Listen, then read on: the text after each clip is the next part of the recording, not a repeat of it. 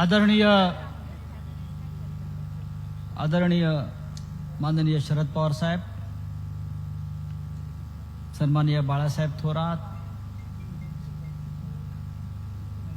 सुप्रियाताई,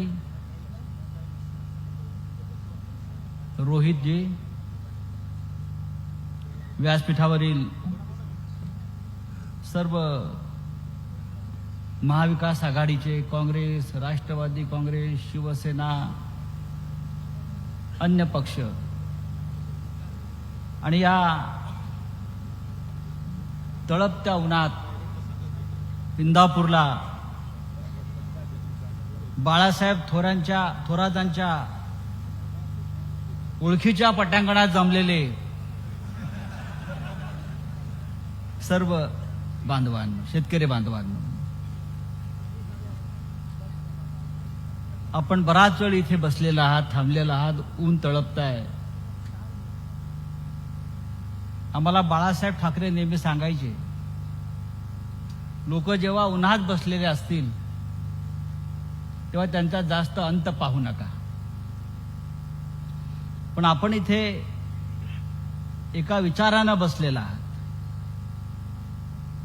एका भूमिकेतून बसलेला आहात आणि मला आनंद आहे की इंदापूरला सुप्रियाताईच्या प्रचारासाठी मला इथे येता आलं. मगासपासून मी ऐकतोय आणि एक गोष्ट इथे स्पष्ट दिसतंय, जी रोहित दादानं सांगितली, सुप्रियाताईने सांगितली. पायाखालची वाळू सरकली की माणूस दहशतवादाचा मार्ग स्वीकारतो. माणूस घाबरला, समोरचा पराभवाची भीती वाटायला लागली, लोक आपल्याला स्वीकारणार नाहीत याचं भय वाटायला लागलं की मग तो मोदीचा मार्ग सुरू होतो, की धमक्या द्यायच्या, पोलिसांचा वापर करायचा. बरं, धमक्या कशा देतात आम्हाला माहिती आहे, आम्ही आयुष्यभर धमक्या देतच आलेलो आहोत. तुम्हाला धमक्या नवीन असतील, आम्ही धमक्या घेतो सुद्धा, धमक्या देतो सुद्धा. त्याच्यामुळे धमक्या वगैरे हा जो प्रकार सध्या या भागात चाललेला आहे, हा डरपोकपण आहे. आणि धमक्या समोर येऊन कोणी देत नाही. धमक्या नेहमी फोनवर दिल्या जातात, आवाज बदलून. पण महाराष्ट्राला असे आवाज बदलून धमक्या देणाऱ्यांची आता काळजी नाही.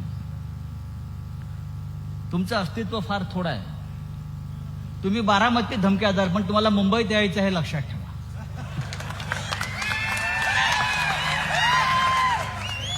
मुंबईला यायचं आहे, ठाण्याला यायचं आहे, रस्ता आमचाच आहे ना. कोणाला धमक्या देत आहे? पवार साहेबांच्या माणसांना धमक्या देत आहे की शिवसैनिकांना धमक्या देत आहे? कोणाला धमक्या देत आहे? धमक्या देऊ नका. आम्ही घाबरणारे लोकांना ही मर्दांची सभा आहे. नामर्द होते, डरपक होते, ते गेले पळून. या धमक्या, ते पोलीस स्टेशनला फोन, खोटे गुन्हे. आज सकाळी सुप्रियाताईचं मी मुंबईला एक भाषण वाचलं की त्या म्हणाल्या की मलाही भीती वाटते की मलाही अटक होईल. अटक करू शकता. रोहित दादाला, युगेंद्रला अडवून सांगितलं जातं की तुम्ही प्रचार करू नका. अरे, तुमच्यात हिंमत असेल, तुम्ही तुमचा प्रचार करा आणि निवडून देऊन दाखवा बारामतीमध्ये. ही लढाई बारामतीची नाही, ही लढाई महाराष्ट्राची आहे. बारामतीमधली लढाई ही महाराष्ट्राची लढाई आहे, महाराष्ट्राच्या अस्मितेची लढाई आहे, महाराष्ट्राच्या स्वाभिमानाची लढाई आहे. ही फक्त पवार साहेबांची आणि सुप्रियाताईची लढाई नाही. आम्ही इथे वारंवार येतो आहोत. सुप्रियाताईच्या प्रचाराला आम्ही इथे फार कमी वेळा आलो याआधी. आम्हाला माहिती आहे की इथे प्रचाराची गरज नाही, आताही नाही प्रचाराची गरज. पण ही तुमची दादागिरी, हा तुमचा दहशतवाद, या तुमच्या धमक्या, आणि बारामतीचं कोणी गुजरात करू पाहत असेल तर इथे शिवसेनेचा भगवा झेंडा ठामपणे उभा राहील. आणि मगाशी जे आपण सांगितलं की आमच्याशी लढत आहे गुजरात, आमचं गुजरातशी भांडण नाही. गुजराती जनता, गुजराती व्यापारी असतील, सगळे मी एकत्र मुंबई, महाराष्ट्र, देशात काम करतो. पण सध्या जी वृत्ती आहे त्या वृत्तीला कुठेतरी हा पायबंद घातला पाहिजे. माणूस राजकारणातला विकासावर बोलतो, विकासावर मत मागतो, आपण केलेल्या कामावर मत मागतो. धमक्या देऊन जे मत मागतात त्यांनी गेल्या काही वर्षात विकास केला नाही, याचा मी हा आता सरळ अर्थ आहे. तुम्हाला धमक्या द्यायची वेळ काय येते याचं कारण लोक तुमच्या बरोबर नाहीये, हे लक्षात घ्या. देवेंद्र फडणवीस तुमच्या सगळ्यांचे नेते,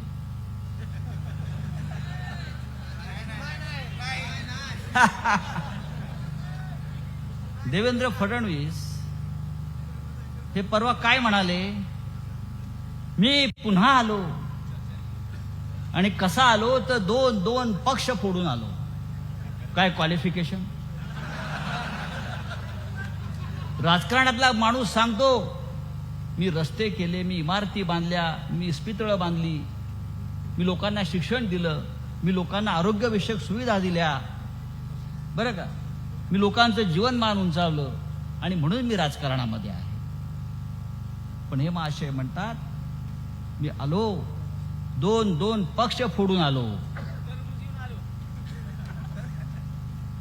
मी त्यांना सांगू इच्छितो 4 महिन्यांनी देशातलं सरकार बदलणार आहे.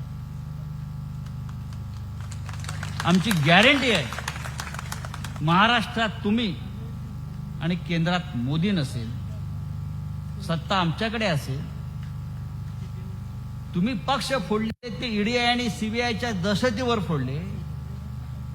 ही यंत्रणा उद्या आमच्या हातामध्ये येणार आहे. तुमचा पक्ष शिल्लक राहतोय का पहा. काय फुटणार लक्षात ठेवा. आमचे मित्र इथे हर्षवर्धन पाटील साहेब आहेत. मगाशी बाळासाहेब थोरातांना त्यांची आठवण झाली.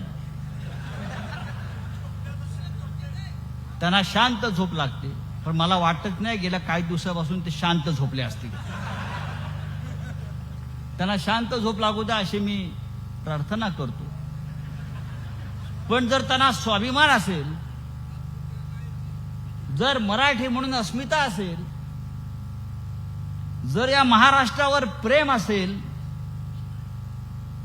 तर या महाराष्ट्राच्या अस्मितेला आग लावण्याचा प्रयत्न सुरू असताना कोणत्याही मराठी नेत्यानं आणि मराठी माणसानं शांत झोपू नये अशा प्रकारचं वातावरण. जो आज शांतपणे झोपला तो महाराष्ट्राचा दुश्मन आहे. महाराष्ट्राला आग लावण्याचा प्रयत्न सुरू आहे, महाराष्ट्राच्या अस्मितेला चूड लावण्याचा प्रयत्न आहे.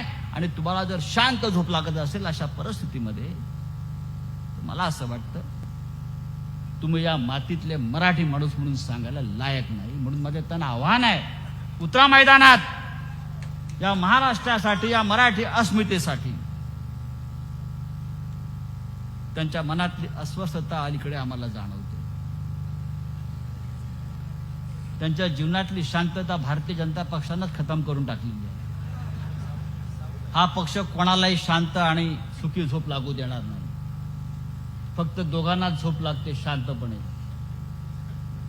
दिल्लीमध्ये.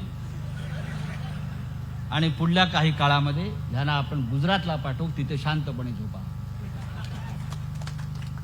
नाहीतर जिथे केजरीवाल गेले, जिथे हेमंत सोरेन गेले, ज्या तुरुंगात आम्हाला ठेवलं त्या तुरुंगात तुम्हाला शांत झोप लागेल, हे आम्ही तुम्हाला गॅरंटी देतो. शेतकऱ्यांचा प्रश्न, कष्टकऱ्यांच्या प्रश्नावरती मगासपासून आपण बोलतो आहोत. पवार साहेब बोलतील, सुप्रियाताई बोलल्या. हा तरुण कार्यकर्ता गळ्यामध्ये कांद्याचं माळ आणि दुधाचं